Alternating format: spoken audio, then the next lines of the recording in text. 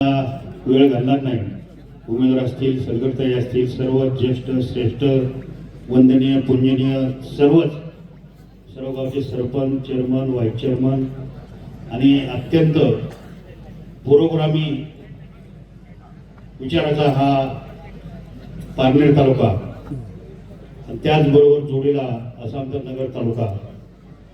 बऱ्याच वक्त्यांनी या ठिकाणी आपल्या भावना आदरणीय खासदार साहेब असतील, आदरणीय ताई असतील, त्यांच्या बाबतीत या ठिकाणी व्यक्त केलं. मी तुम्हाला जास्त बोलणार नाही, फक्त अजून जास्तीत जास्त 2 मिनिट घेणार आहे.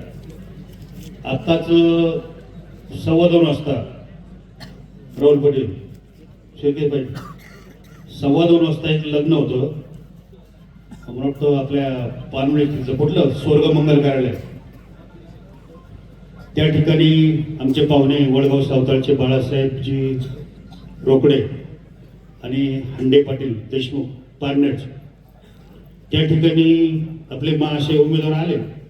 माझ्या शेजारी उभं राहिले, येऊन नमस्कार केला. म्हणलं नमस्कार, या म्हणलं माझ्या शेजारी बसा. तिथे आशीर्वाद एवढे सुरू झाले, त्याला काय अंत नाही. म्हणलं यांना काही.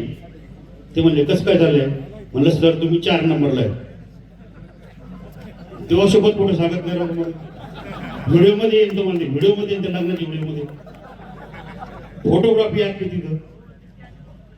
त्यानंतर इतका चेहरा बारीक केला बेलकर साहेब. मला म्हणजे नेमकं काय करू? मला आज तुमले घोटाळे वाटणार आहे. म्हणलं 9.5 कोटी परवा विड्रॉल झालेले, परत 22-23 कोटी तुम्हाला डोकं धरून घरावर बसावं लागणार आहे. इतकं समजून सांगतो तरी ऐकत नाही. भूकन साहेब असू द्या, काय म्हणले अहो जाऊ द्या, आता काय ते बोलायचा तर विषय नाही. 2 मोठ्या सभा आहेत, त्या सभेत बोलू आपण सविस्तर. परंतु ही जी निवडणूक आहे अत्यंत वेगळ्या पद्धतीची निवडणूक आहे. एक वैचारिक ची ही निवडणूक आहे. सर्व या ठिकाणी तरुण बांधव आहे. चौधरी साहेब मग बोला कोण आहे?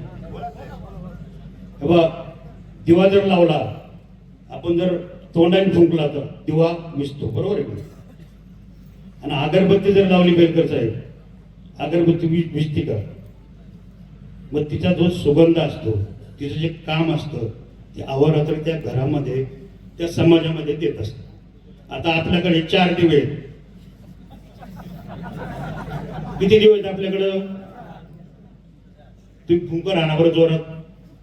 आता बंडू शेठ उद्या 2 दिवे विजायचे का ठेवायचे?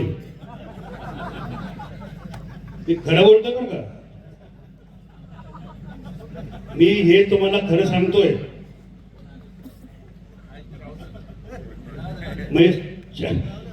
त्यांच्या पर भांडणार होणार तुम्हाला सांगतो. हरकत नाही. आता बरेचशी मंडळी या ठिकाणी बोलणार आहेत. नेते पण लवकर या ठिकाणी आणि जास्त बोलण्याचं ओघामध्ये बरेच स्थानिक नेत्यांनी या ठिकाणी आपले विचार मांडले. खरोखर भावना मी सांगतो तुम्हाला. आता थोडक्यात हे स्थानिक उमेदवार जे आहेत, स्थानिक उमेदवार जे आहेत, त्यांना जी बांधकाम कमिटी मिळाली, 25 लाखात बांधकाम कमिटी त्या ठिकाणी मिळाली आहे.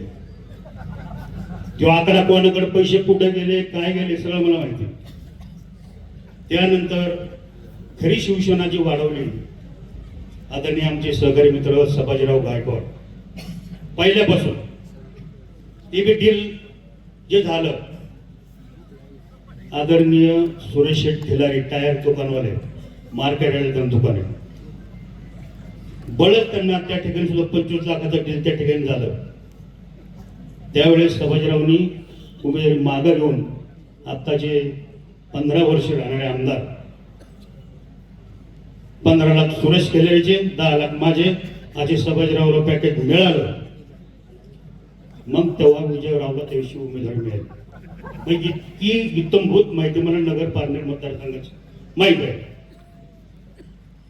म्हणून सांगतो, आता माझ्या माहितीप्रमाणे जे जे ठेकेदार असतील, मी माझ्या तोंडाने बोलत नाही, आमची जी 73-74 जिल्हा परिषद सदस्य जे काम करते, गेल्या आता मी तर 15-20 वर्ष पण जिल्हा परिषद काम करतो, आदरणीय ताई पण जिल्हा परिषद काम करतात. फक्त 4 ते 5 सदस्य टक्केवारीमधले नाहीत. ज्यांचे साखर कारखाने आहेत ते सुद्धा टक्केवारीमध्ये आहेत. मी त्यांचे नाव आता घेऊ शकत नाही, कारण ते प्रत्येक तालुक्यात मतदारसंघात ते उभे आहेत. म्हणून एक स्वाभिमान वाटतो की कोणाचा 1 रुपया जरी प्रपंचाला जर लावला टक्केवारीमध्ये बेलकर साहेब, इतकं सोपं नसतंय. ती गोरगरिबाचा हे सर्वसामान्यांचा पैसा असतो. तुमच्या माहितीकडे सांगतो, अख्ख्या देशामध्ये 29% जो टॅक्स आहे अख्ख्या आपल्या महाराष्ट्राचा, मुंबईसह आपल्या देशाला आहे.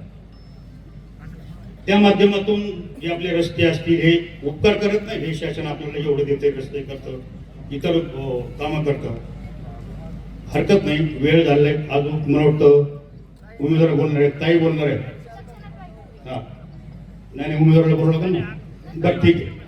पण माझ्या माहितीप्रमाणे सांगतो, जे आमचं नगर तालुक्याचं 1,06,000 मतदान आहे, पैकी 75-76,000 मतदान जे होईल, पैकी 50,000 मतदानाचं गाठोडं घेऊन या ताईंच्या मी वोटी टाकणार, एवढा शब्द देतो. थांबतो. जय हिंद, जय महाराष्ट्र, जय भारत.